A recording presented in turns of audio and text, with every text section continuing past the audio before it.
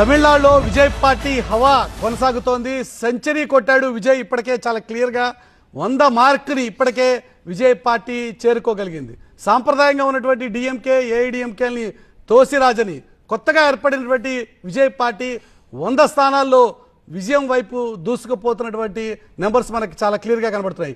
AIADMK నిన్నటి వరకు address లేదు, ఈ పార్టీకి పెద్దగా ఫేస్ లేదు అని చెప్పి ప్రచారం చేసినటువంటి ఏఐడిఎంకే ఈరోజు ప్రధాన ప్రతిపక్షంగా ఉండడమే కాదు, ఇప్పుడు కూడా 2వ స్థానంలోకి వచ్చినటువంటి పరిస్థితి మనం చూడాలి. డిఎంకే కేవలం 52 స్థానాలకు మాత్రమే పరిమితమైంది.